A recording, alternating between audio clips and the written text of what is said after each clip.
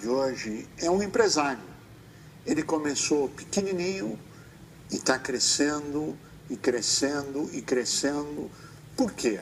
Porque a especialidade dele é software de decisão empresarial. E o posicionamento dele é que o seu balanço, quando mostra lucro, nem sempre é lucro, e quando mostra prejuízo, nem sempre é prejuízo. Exatamente para falar sobre isso, o nosso entrevistado de hoje, o empresário Carlos Roberto Cassai. É um prazer tê-lo conosco, Cassai. O prazer é todo meu.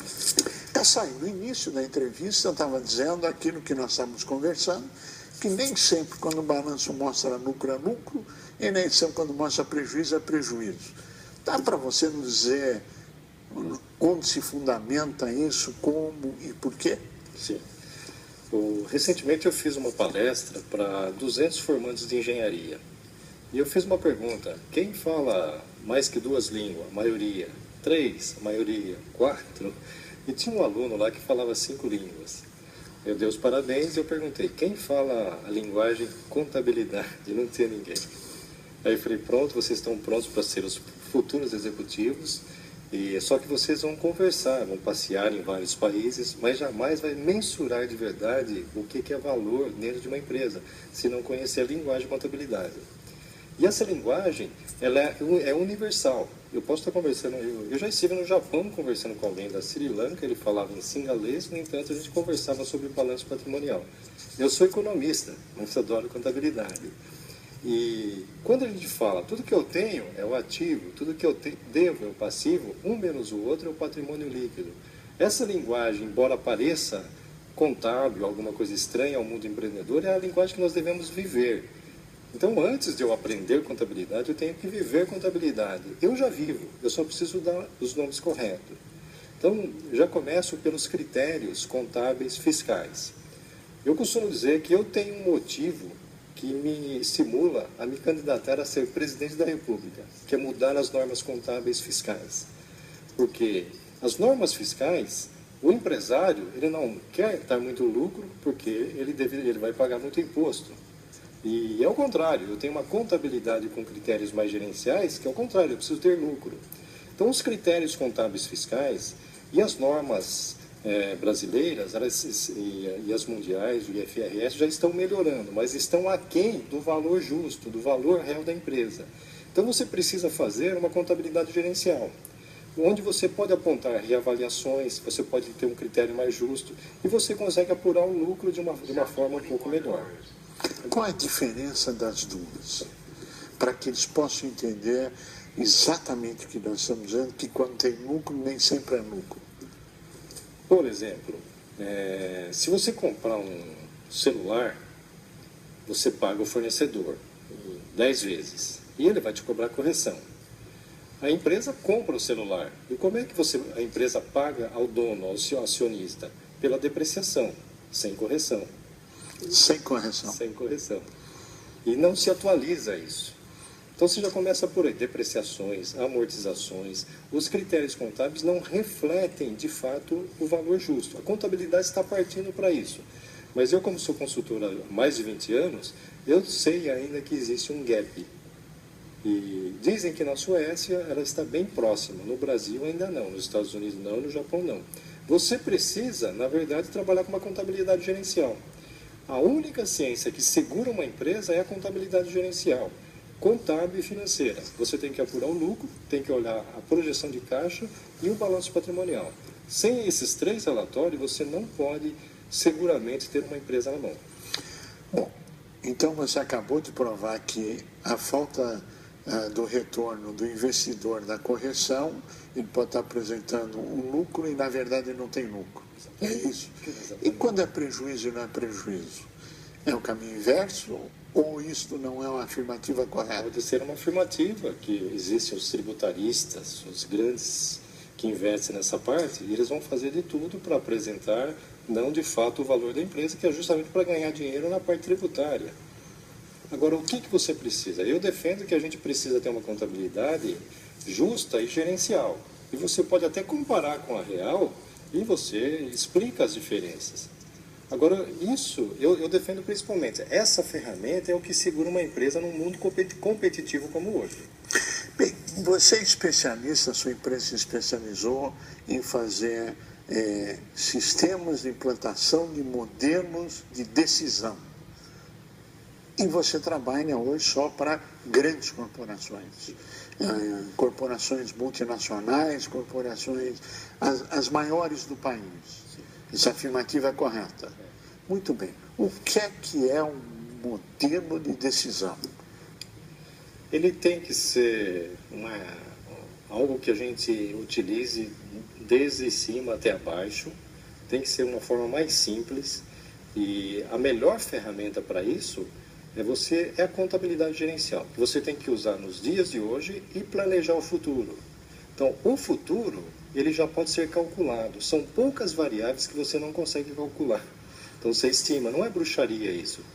A maior ferramenta que nós temos... Isso é ciência, né? Isso é ciência pura. Isso. A única ciência que eu não consigo projetar é a venda. Não existe ainda algo matemático que projete venda. Você pode estimar com muita garantia.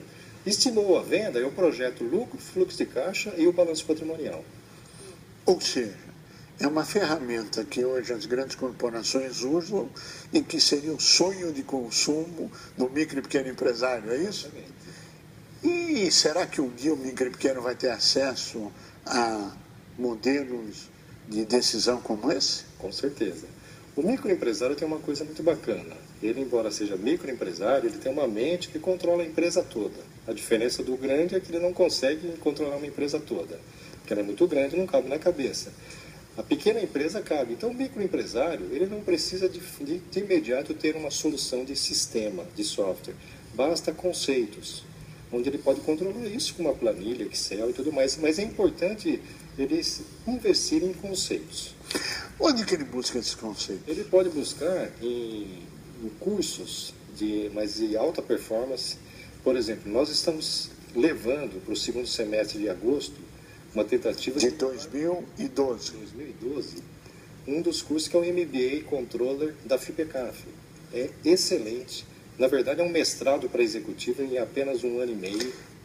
Quais são os pré-requisitos para alguém poder se inscrever nesse curso? Ele faz uma entrevista, ele tem que estar atuando em alguma área como executivo, e lá é uma diferença do aluno que quer dar aula. É, na verdade, um executivo que está gerindo uma empresa. O microempresário, se ele fizer esse curso, ele tem uma noção completa do que é a empresa dele.